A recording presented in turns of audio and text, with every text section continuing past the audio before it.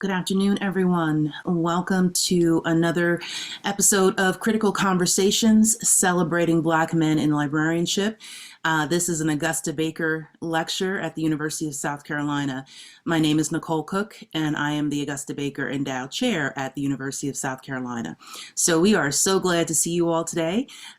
This is the third of 5 in this very special series, and we are just learning so much and getting so much insight. It's really a pleasure. And so we're super glad that you're here to share with us. So I'm going to turn it over to the Augusta Baker graduate assistant, Sierra Harris, to give us a little bit of housekeeping and some introductions, and we will get right into today's session. Welcome. Thanks for coming. Hi, friends. Welcome to another amazing episode. I am so excited to introduce today's speaker. Today's speaker is our featured guest is Mr. Kelvin Watson, and then our moderator is Randy Heath, my library brother. So I feel honored to introduce these two today. Before we get into their dynamic bios, I'm going to go over some quick Zoom housekeeping. First, today's session is being recorded and it will be sent out to every registered guest tomorrow morning. I'll be sure to send it out. We ask that you mute yourself during the presentation. I'm also going to ask that if you're not speaking, you could turn your camera off. So if you see me turn your camera off, that's what that's about. We just want to reserve the bandwidth so there are no interruptions during the presentation. I encourage you to send me your questions throughout the presentation, because when we get to the question and answer portion, I'm going to send the questions directly to Randy as I receive them. So the quicker you send your question to me, the more likely it is to be answered. And given Mr. Watson's background, I'm pretty sure you're going to have a lot of questions. So send them to me. Don't hold on to them till the last minute. So now on to the good stuff. Our featured guest today is Kelvin Watson. As Executive Director of the Las Vegas Clark County Library District, Kelvin Watson has brought innovative, award-winning leadership to Nevada's largest library system. In his role, he oversees 25 branches run by 600 plus employees spanning 8,000 square miles with a budget of $77 million and a collection of 3.2 million items. He is credited with expanding the library customer base at multiple library systems through outreach efforts to underserved and diverse populations. He is a member of many professional organizations, including Southern Nevada's Workforce Connections Board of Directors, 100 Black Men of Las Vegas, a life member of Kappa Alpha Psi, Fraternity Incorporated, past president of the Black Caucus of the American Library Association, Digital Public Library Board Directors, OCLC Global Council, and a member of the Bay Phi Mu Honor Society. Mr. Watson earned his bachelor's degree in business administration and a minor in military science from Lincoln University in Missouri. He earned his Master of Library Science degree from North Carolina Central University. And I know y'all excited. I've seen a few of your people in the coming in. And today's conversation will be moderated by Randy Heath. Randy Heath is currently working on special projects and as an iSchool graduate advisor at the College of Information and Communications at the University of South Carolina. Randy is an award-winning librarian with a background spanning nearly a decade in influential library leadership, which includes leading and award-winning and notable library projects and initiatives. Randy possesses a wealth of experience, having spent 15 years coaching and guiding professionals and students in diverse fields such as libraries, workforce development, transformative leadership, and community engagement. With a Master of Library Information Science degree, along with a certificate in Equity, Diversity, and Inclusion from the University of South Carolina, his dedication to excellence has been recognized through prestigious accolades, notably as the recipient of the American Library Association Spectrum Scholar, University of South Carolina Baker Scholar, and a South Carolina Library Association Scholarship for Diversity and Librarianship. And his recent appointment as an American Library Association Immersion Leader for the class of 2024, Randy is deeply committed to advancing the LIS field and impacting the lives of others. Let's welcome Randy and Kelvin. I'm ready, Randy. Hey, y'all. Hey, man, Kelvin, that's an impressive resume. I tell you. See, Sierra, my library sister, and Dr. Cook. I thank y'all for this, and Kelvin is my brother, my mentor, my friend, and we have conversations frequently, um, and so you'll get some insight into some of those conversations we have, and I just learned so much from this brother, and I'm grateful for this opportunity to moderate this discussion. So as we kind of get started, Kelvin has kind of prided himself on relationships and mentorship and people like myself that he mentored. We've dubbed him a GOAT in the library world. For those who don't know, that means greatest of all time. And Kelvin, I just know that you're so dedicated, so passionate, and you're always working. I mean, always working. But you're putting in work to make a difference. And so, could you tell us a little bit about your journey that brought you to librarianship and to where you are now? Hey Randy, thank you. I appreciate that goat always, but pretty humble in the work. You know, it's the work as you said. So I'll make a long story short because we got to get through a lot of conversations. So my journey into librarianship actually happened when I was working for Ingram Library Services as a vendor, actually, and I had the opportunity to being the only African American on the Ingram Library Services staff at that time. I had the opportunity to attend the BCLA conference that actually happened to be in Las Vegas uh, back in uh, back in the late '90s, and so that interaction with the BCLA members kind of got me thinking about librarianship, and it but I was also fighting because I had a business degree, and I was like, I don't want to be a librarian. And so it wasn't until I was at a BCLA meeting in Toronto during ALA where I ran into my college friend who actually is a librarian, who actually was the first speaker, Jerome Olford. So Jerome and I were at Lincoln together. Jerome actually happened to be my RA back at Lincoln University. And so it was Jerome that kind of helped, and lots of other mentors, and the people that I had the opportunity to meet. I had a chance to meet Dr. EJ Josie, and lots of the BCLA presidents mentored me, my friend, my family, and so that's how I got involved. And then with librarianship, and so that's a short story, but it's a long story as well. I'm a Spectrum scholar. I'm an ARL scholar, a RUSA uh, uh, Spectrum scholar as well, and so had like I said, had some great mentors and friends to kind of guide me into the profession.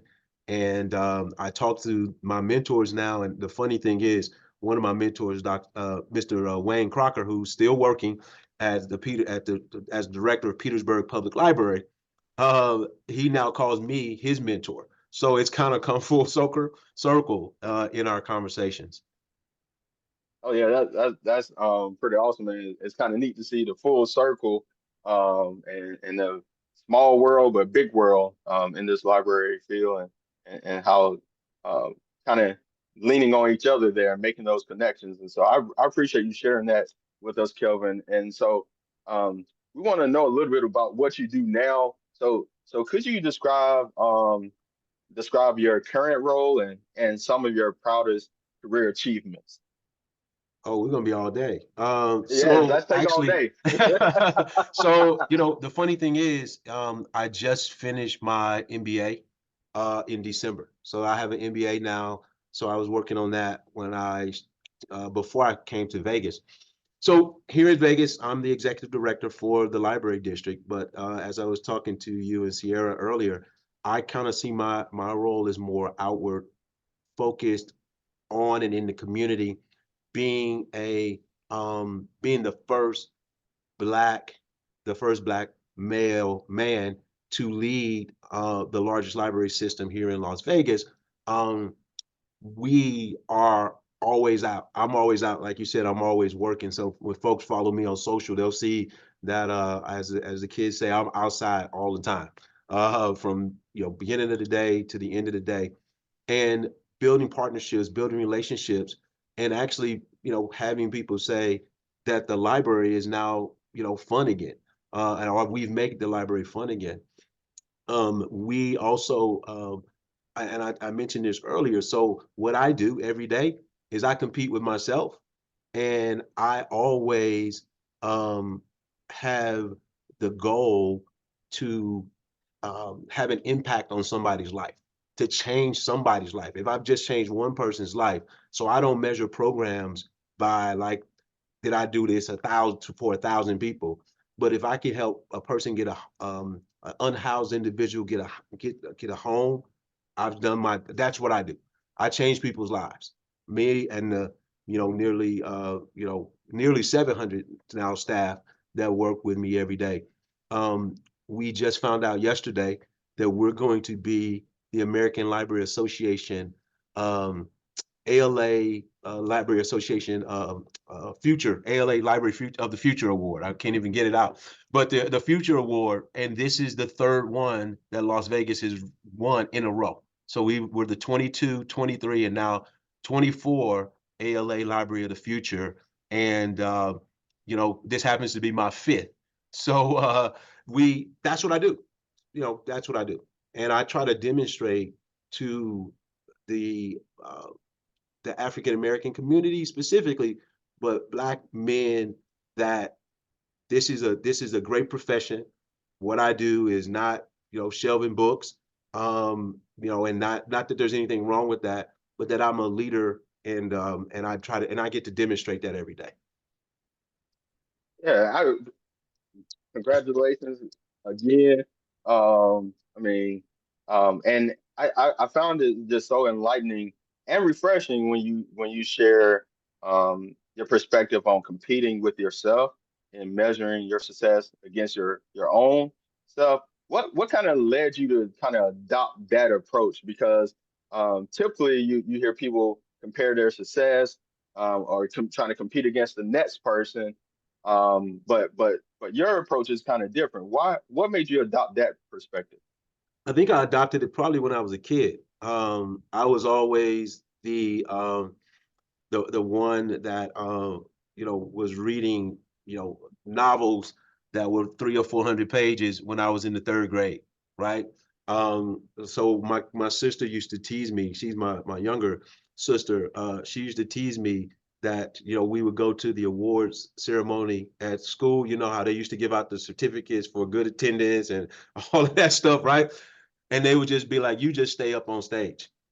So it was when I was a kid, right? So I always have been driven to be successful, and again, measuring it against myself, not measuring it against somebody else, right? Because I think and know that it's me who can do whatever it is I set out to do.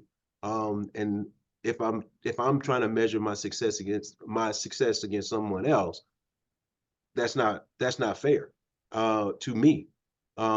So again, it's you that can make the difference, and I always focus on myself. And when you and I have conversations, Randy, it's about like, I challenge you, right? I tell you straight up, don't blame anybody else. You blame yourself for whatever decisions you make, whatever decisions you don't make. You are responsible, and that's why in this profession, for the Black men, the all of the African Americans, all of us, men and women, that's my approach to it. And I think if everybody does that and holds themselves accountable, that's what it's about. Yeah, and Kelvin, I appreciate that too. And so y'all, hey, the audience, y'all just heard me. So from our mentorship, relationship, and friendship, you just heard Kelvin say like, "Hey, Randy, Randy," he'll call me out like, "Randy, nope, you tripping," or this and that. And so it's not. So I know sometimes people have a perspective of mentorship as, "Hey, you do everything perfect and right, and you're perfect." But we all have to be challenged and corrected and things like that. And so I appreciate that. as well, and in the ways you pour into so many of us. And so, Kelvin, you kind of hit on like why you do what you do, but I'm gonna kind of dig a little deeper there. So what is your why? What's your driving force? What is it that inspires you to do what you do? So the funny thing is, I was reading to some, I think, fourth graders last week as part of Nevada Reading Week. On And social they, media. yeah, and they asked me a question. These fourth graders asked me a question, and they asked me a very similar question, like, what is it that I wanted to, like, what inspires me? And this is maybe crazy for some people. So when I was a kid, again, I always go back to when I was a kid. When I was a kid, I used to watch Cooley High, right? The movie Cooley High. I still watch it actually at least once a year. Every year, I've probably watched it as far back as I can remember.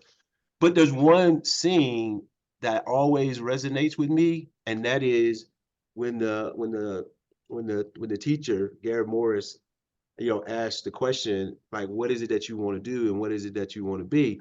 And he responds that he wants to live forever, right?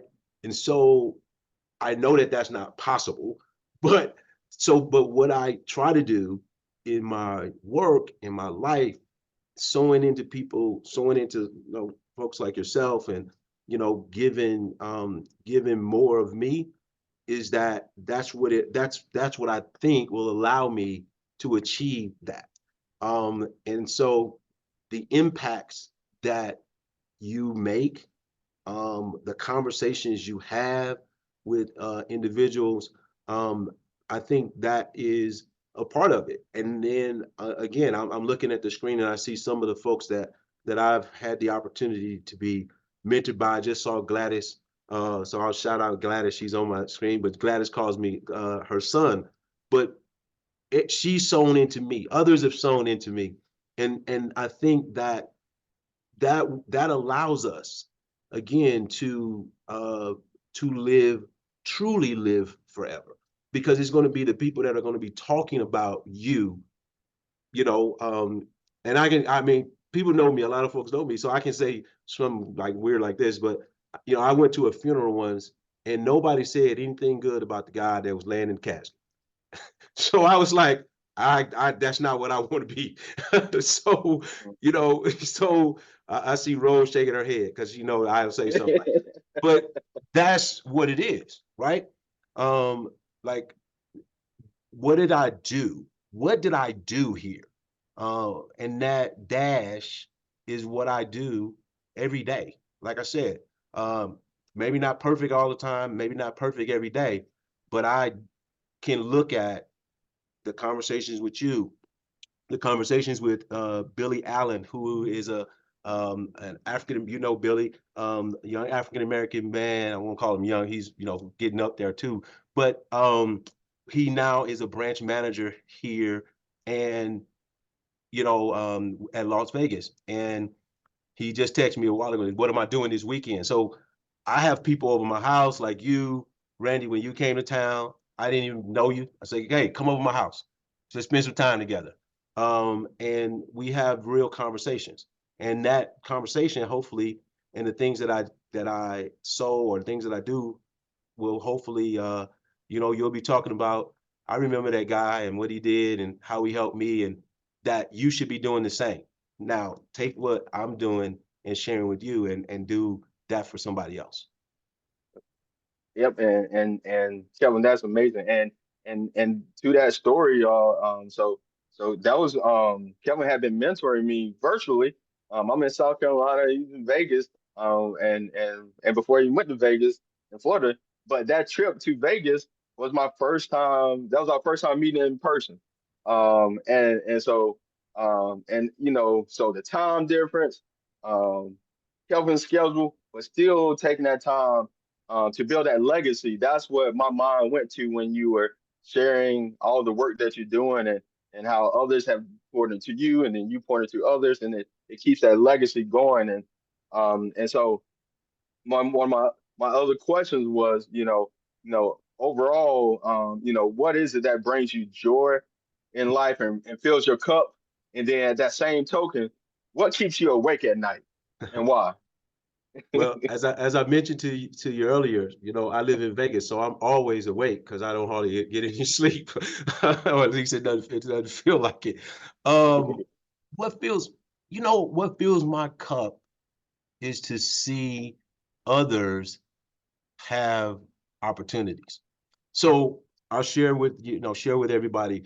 So I mentioned Billy Allen working with us here, and he used to work with me when I was in Broward County as well, and I recruited him to come out here to Vegas.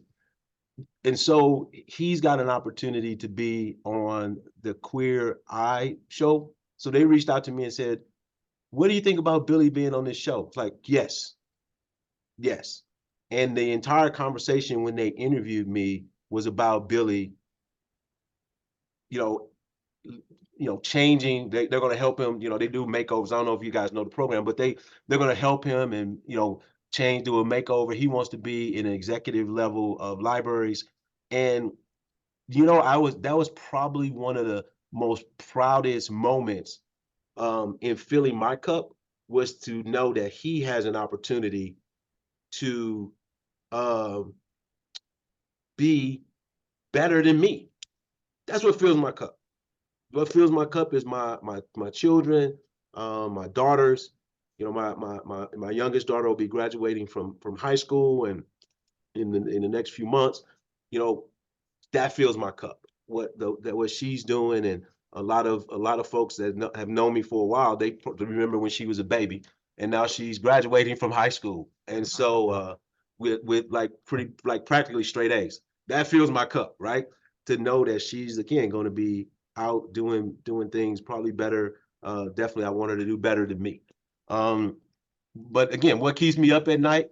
Again, I'm up all the time, so nothing much keeps me up because I'm always up. I just told you in Sierra, on the pre-show, I probably didn't call it a night till or the morning till about 2, and I'm up, and doing what I do.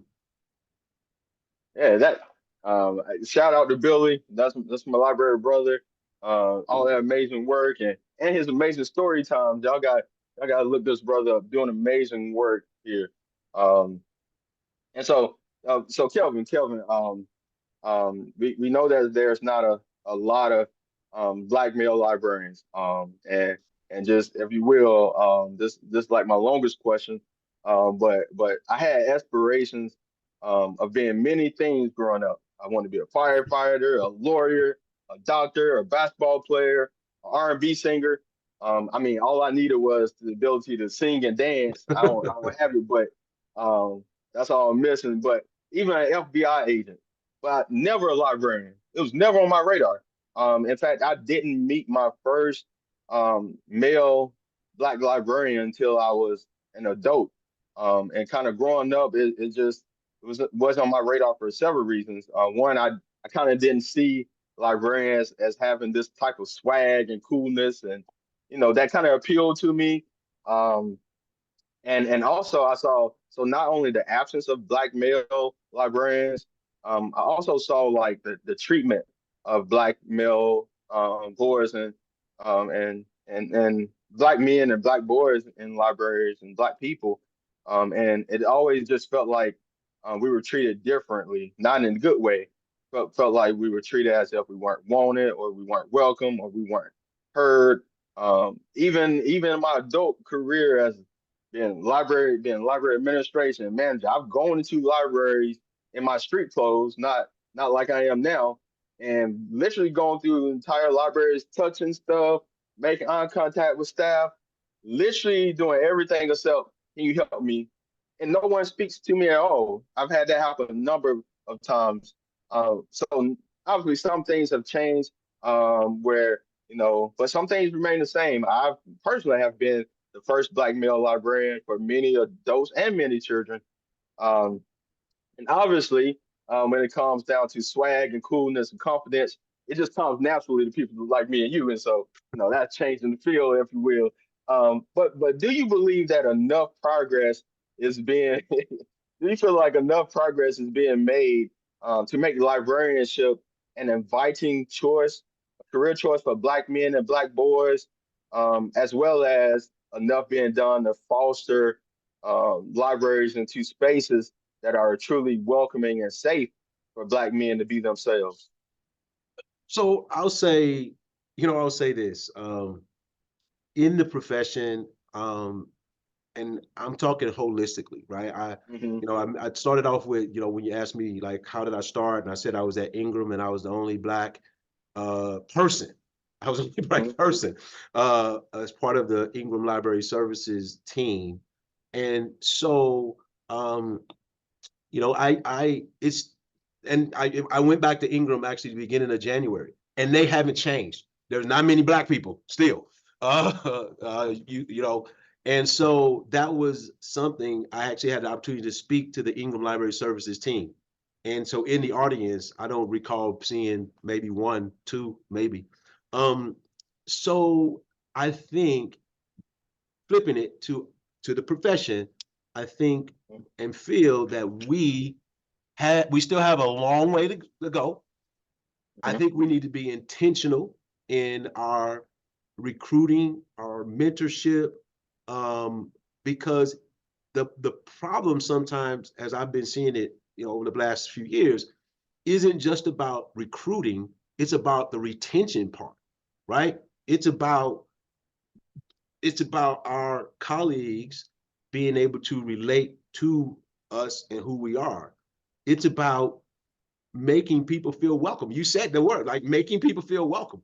Like a few years ago, ALA had this thing called Libraries Transform. And my question was, I had to pause because people that know me, I was about to say something else. But I was gonna say, like, how can you transform your services and your offerings when we have yet to transform ourselves? We have not been as inviting, and I'm saying our colleagues haven't been inviting. There's a lot of conversation about, diversity, equity, inclusion, and accessibility.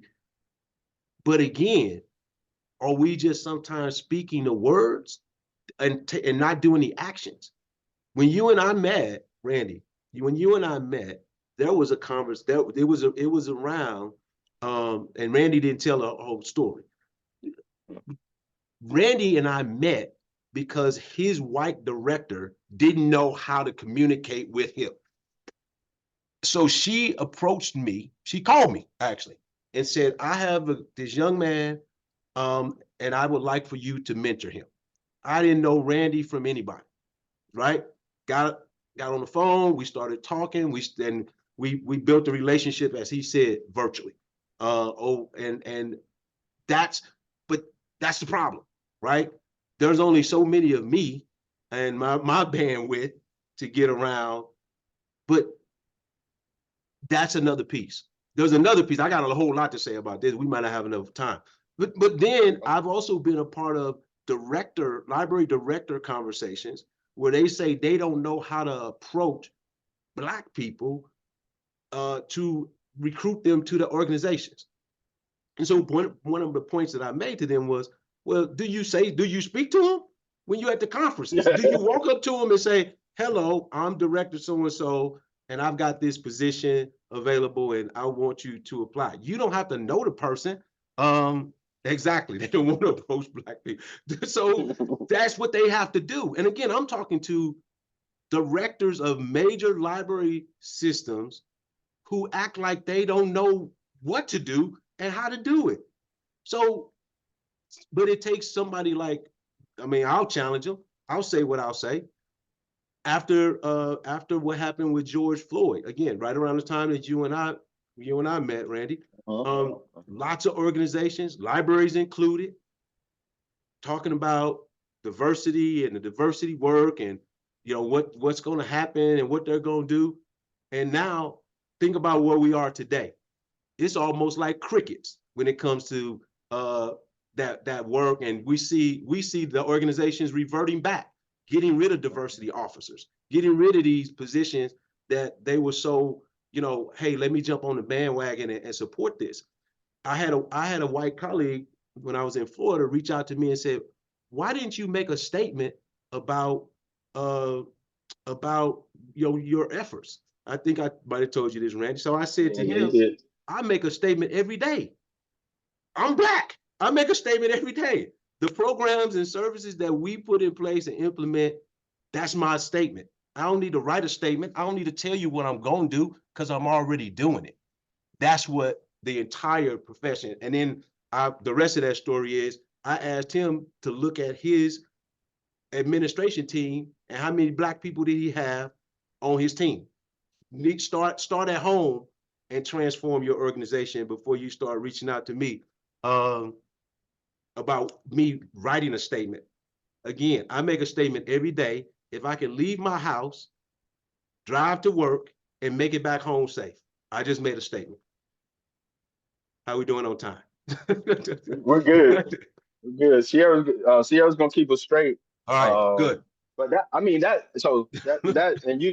that's one thing I love about you. You shoot it to, you shoot it straight, Kelvin. You do it with passion and care. But you shoot it to it straight without sugarcoating it.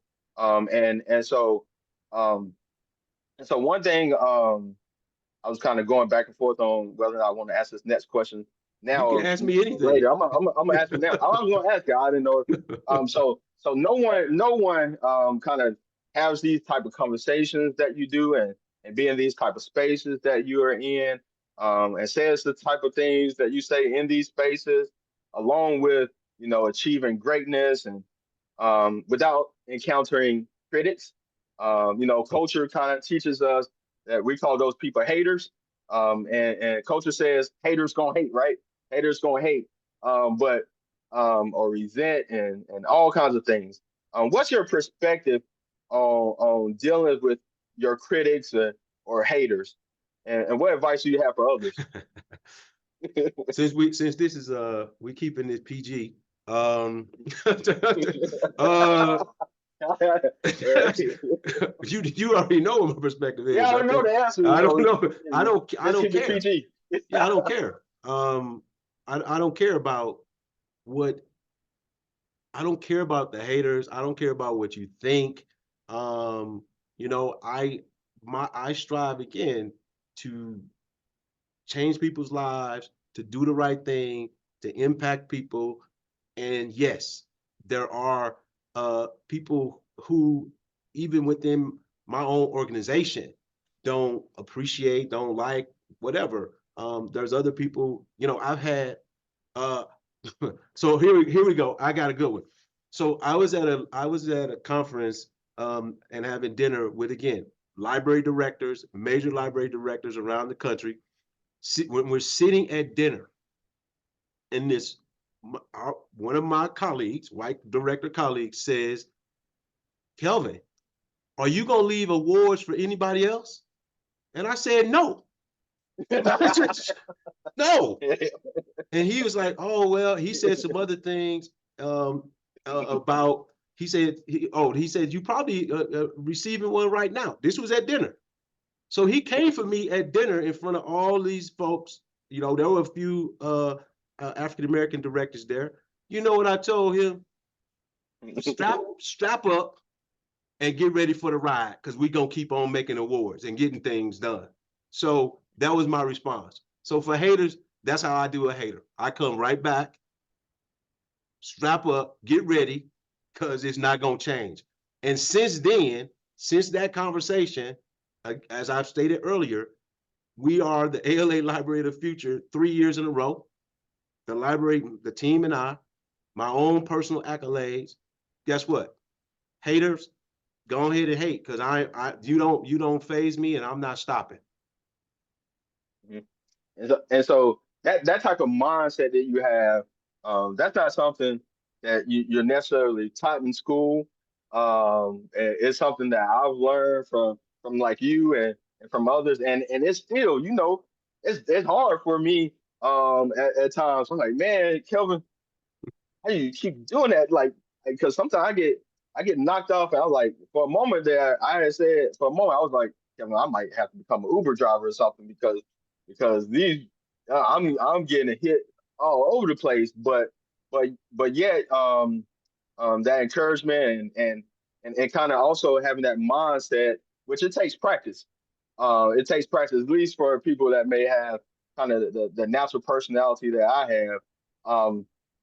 And so I wanted to ask you, um, because your background is so like diverse. You have so much knowledge, so much experience, and so much, and your perspective is different. And obviously as a trained librarian, but outside of that, I think there's a lot of knowledge and skills that you have that people may not realize how important they are to be a librarian or and to be in library administration. Could you elaborate on what are some of your skill sets, knowledge, and experiences that you've acquired both in and out of the classroom, that maybe perhaps other people may not realize or associate as necessary to be leaders in the library world, but you consider them to be essential to being great in this field? Well, first, I'm gonna say that's just in librarianship. I'm gonna just say, for us as Black people in general, right? I was just talking to somebody the other day, and they were challenging me, and I was like, I'm never letting anybody walk over me, or steps, try to hold me down, or break my back, right? And I've probably just been this way for, like I said, probably since I was a kid, for sure.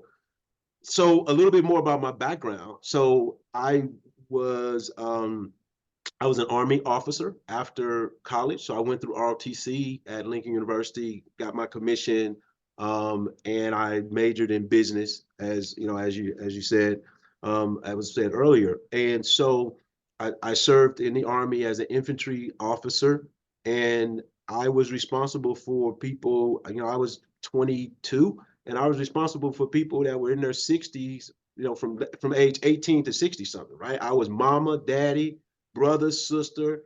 I had to help people I was marriage counselor and was barely married myself, right? So I was teaching people how to manage their checkbooks and all of that stuff. And then I moved into, the company at Ingram, and I was one of their directors, and managers in there, and responsible, lots of responsibility, right? And that's the key to leader. That, like, it's what I said earlier about being accountable, making decisions. I don't make all the right decisions. But I make one. I'm gonna make one, and if I feel like I need to make another one, I'm like, I have the right to change my mind and move in another direction. But the responsibilities and leadership and ownership, and again, I'm responsible as the leader here. And again, it goes back to my military days, my time at Ingram. I left Ingram and I worked for Borders, the bookstore chain, for a few years. And I always did above and beyond my colleagues, my white colleagues, I'll say it, because I had to. I had to do more. I had to work harder. I have to work harder. So whenever I look at things, and you can see some of the stuff behind me, right? The stuff, right? I don't do this for that stuff, but that stuff, those are the results of never stopping, won't stop, and again, being the leader, walking into an organization like I did 3 years ago here at this library district, and said, I'm going to make this library district better than I found it when I got here. We're going to be an award-winning library system. People are going to be talking about Las Vegas and the work that we do. And that's it. Said it, it's on video where I said it, and we're doing it. And people, I had an opportunity to talk to the mayor of Las Vegas at the groundbreaking, because we just broke ground a few weeks ago for our new library that we're going to be putting in the historic west side of Las Vegas. That's the Black community. For the folks that don't know, we're going to be building a new library. And they're like, you didn't have to do that. You didn't have to like come in. I was like, yeah, but if you looked at the library that we have currently, you can't even park. You can't even, they had 12 computers in the library for the whole community, right? I said, this is how we get treated, you know? So that's what it is. I mean, leadership, you are responsible. You make the decisions. If you say something and you're going to do something, do it. And that's what the mayor of Las Vegas told me. She said, you came in my office and you said you was going to do it and you did it. You know, for folks who don't, she's the mayor that during COVID, they had all on TV for some of her decisions. So she's all right with me though. So that's what it is, Randy. It's doing what you said you were going to do. It's not necessarily all about my role as director. I tell people, you know, when I see people, I don't lead with I'm the director of the library. I lead with my name. My name is Kelvin Watson. And then people will come behind me and say, oh yeah, he's the director of this, that, and the other. I don't do all of that. You know, I want you to know who I am. All right. Yeah, appreciate that, and the humility there too, and the passion. We felt it all the whole time you spoke, Kelvin. We felt it throughout the room. Good. So Kelvin, so obviously you're at the top of your game. You're in a place of being able to make those type of decisions. You're in a place of saying, I mean, it's hard, but you're in a space where you get to talk with the mayor and kind of and have these higher level conversations. And so one of the questions that we have here is referencing like a 2008 NPR story where it referred to Black male librarians as being called endangered species due to the lack of representation in the field. Even people like myself and others, we've talked about that, have been called a unicorn in the industry, and those and by the definition that was given, we've been considered mythical like creatures capable of kind of performing what seems impossible and kind of spreading joy. But despite like this unicorn type status and remarkable abilities and being consistent with our work and hard working and all of that, so many stories of also being consistently mistreated, undervalued, and even bullied by some of our white leaders in the field, or even being paraded sort of as a token or pet Black person. Y'all, we know about the tokenism. So, what advice do you have for those of us who may be facing such challenges of trying to overcome that in the workplace, despite any special talents and and despite the hard work, but we're not in a position of kind of being able to call the shots. What advice do you have for people like that in that state? So first of all, and I'll say a little something fun. I told you to come work here with me. When you was going through that. This isn't just mine. This isn't just for me here. This for everybody. So I think, listen, I've been the token. I've been the person that they thought was carrying the luggage for my white colleagues. Just like when we go into the department stores and we might be dressed a little nice, they think we work there. That's what it is, right? So, but when you're in these organizations that aren't treating you right or well and not appreciating you, undervaluing you, and it's not just in the library profession. I tell people in other professions this as well that I mentor or talk to. First of all, you go back to you, make the decision that you need to make that's best for you. So if you can find an organization with leadership and leaders that are like-minded, that really are intentional about diversity, equity, and inclusion, that's what you need to do. It's just like people choose to, when they talk about purchases, people make decisions with their wallets or their feet or whatever. That's how I am. Listen, I had a job interview once to be a library director when I was at Queens. and they were going to hire me. So they, so it gets to the board of trustee. It's on the board of trustee agenda that they're going to hire me. 2 days before the meeting, they said, we need you to do a project. We want to see if you can manage this $20 million budget.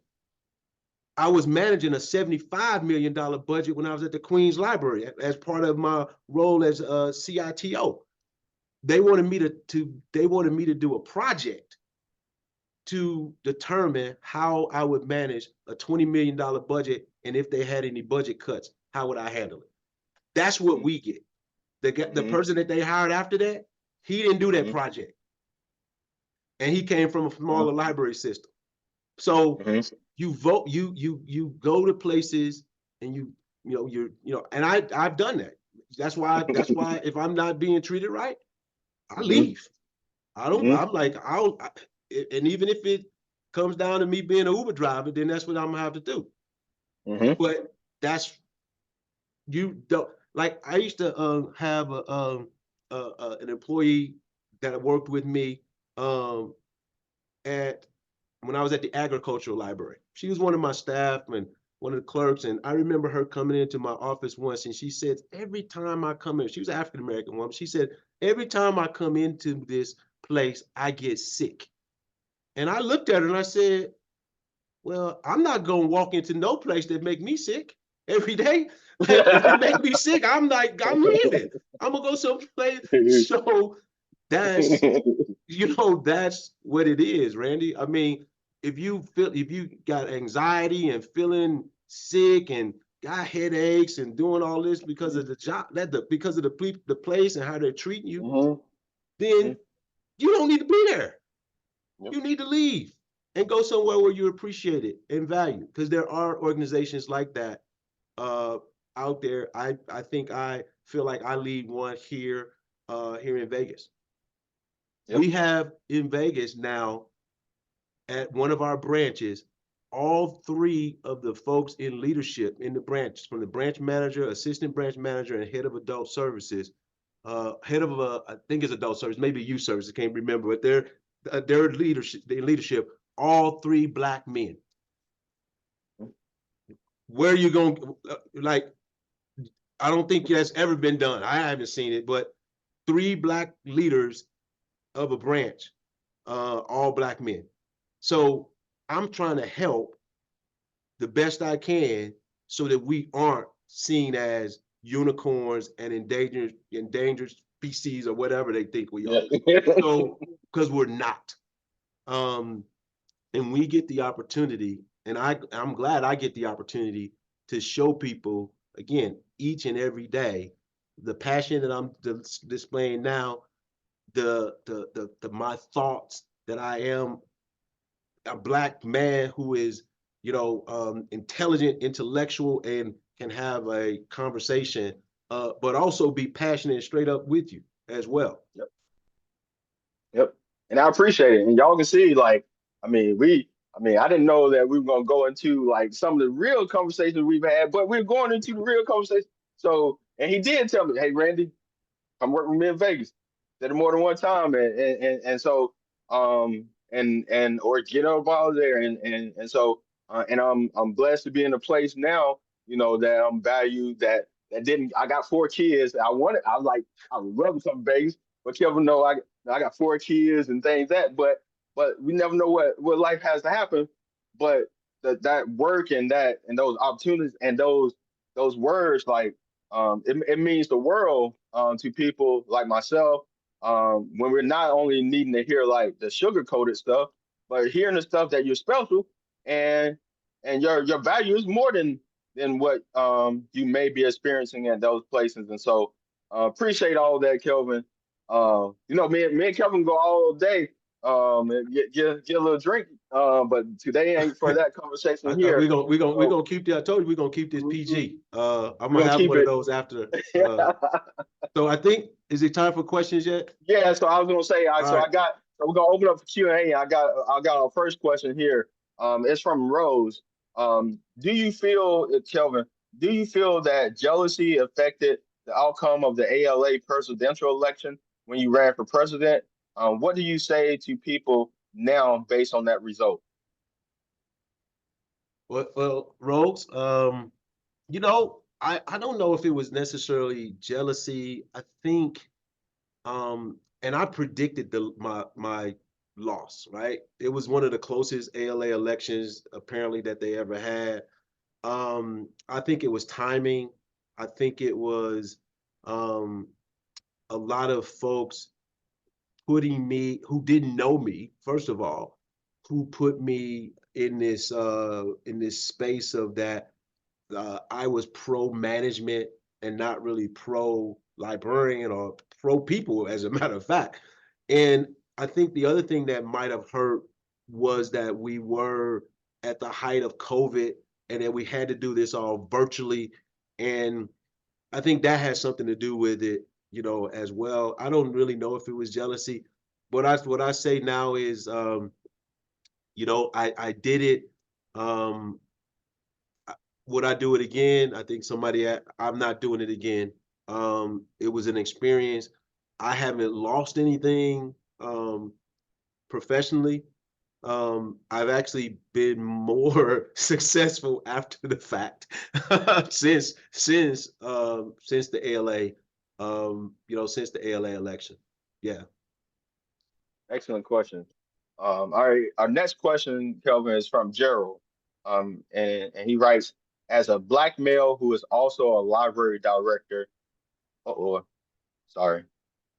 Well, another chat came in and lost the question. So as a Black male who is also a library director, how much input do you have in developing diverse collections for your library system? And secondly, do you read fiction? If so, can you recommend a novel that you read recently that really resonated with you as a person of color? Well, let me say this. With our organization, I do, but I also don't necessarily put my thumb on the scale. I really lately, and I've got some stuff here around my office, I've been really focused on the independent publishers and authors, the smaller folks who are trying to get into libraries, both locally as well as nationally that I meet. So people are always sending me books, and we just did something the other day with his name is General, he's retired General Donald Scott, who happens to be one of my fraternity brothers, but he also served as the deputy for the Library of Congress. So people don't even know that there was a general who was the deputy at the Library of Congress who isn't a librarian, by the way. So he was here, and we're going to be adding he wrote a book. We're adding his book to the collection as well. And so yes and no. I do have lots of influence. We on the collection, and to a certain extent, we've added recently the barbershop books program, where we are increasing the kids books, and I'm working and you know hard with my collection folks to make sure that we have a diverse collection there, not just what barbershop books has, but bringing in additional books as well. So long answer to an easy question, but yes and no. I mean, I don't look at the things and check off the things and say this is what we should order, this is what we should order, but I, you know, will bring diverse authors and publishers into it. Do I read fiction? I haven't read any lately. As I said, I just finished my MBA in December, and so probably for the past 2 years, all I was reading was textbooks. And so you know, I'm trying to think of what the last fiction book. I'd have to look at my reading list to uh, to say what it is that I read, that the last thing, which was probably, like I said, probably 2 years ago, that resonated. But if we have some time, I'll try to look it up, or I'll provide the answer you know, in the chat. Yeah. Awesome. Our next question is from Nathan for you, Kelvin. So his question is, is my vision for only doing LIS grant writing and library management after graduating from Chicago State University in 2025 too narrow? What's that? Again, give it to So me again one time. yes. So is my vision for only doing LIS grant writing and library management after graduating from Chicago State University in 2025 too narrow? So I guess he's asking if him doing just LIS grant writing and library management, is that too narrow of a vision for him as he prepared to graduate in I 2025? think, here's and my perspective is a little different, having worked in a few different libraries, right? I worked in national library, which was a research library. I've worked in 3 public libraries. And so I would say, focus there, and have that, but also be open to other opportunities and learning about other things as well. I think that you know, I don't I wouldn't say it's too narrow, but like I said, I would say be open to other things and opportunities. I have always been I've taken jobs and didn't even have a job description before I said yes to the job. And then they let me write my own job description. So I've been lucky enough to be in those spaces and places where I've been able to do that. So that's why I think you should be open to it and open to learning and continue to learn. And as you're doing that grant writing and learning about management, see what else is out there. Excellent. So Kelvin, our next question is one last question, and then we're going to wrap up. Is what are some of the ways you've promoted literacy as well as the importance of libraries? So the ways that I've promoted it, and I just mentioned one, and that is the Barbershop Books program. We launched it in partnership with the NFL, actually. So for their That's Impact amazing. for Change program. So we've got it here now at 12 barbershops. My goal is to have it at every barbershop here in Las Vegas. Like I said, I just was reading to I read to a kindergarten class, a 4th grade class, so a 3rd grade class, just last week. I mean, I'm always in places and we put a library in a halfway house, in a transitional center here in Las Vegas. We just put a library kiosk at one of our children's hospital. We just did the ribbon cutting for that a couple weeks ago. So promoting literacy, learning, education, library, information, because we're information professionals. I'm doing that day in and day out. And I just mentioned a few places where we're promoting literacy, but not literacy for everybody, and that making it a level playing field, when it comes to the community that we're serving. I love it. We could talk all day. I can tell y'all it's so much we didn't get to cover. And so as I pass it to Dr. Cook for wrap up, Kelvin, are there any closing words that you would like to leave the audience with? I would say my closing words would be yourself,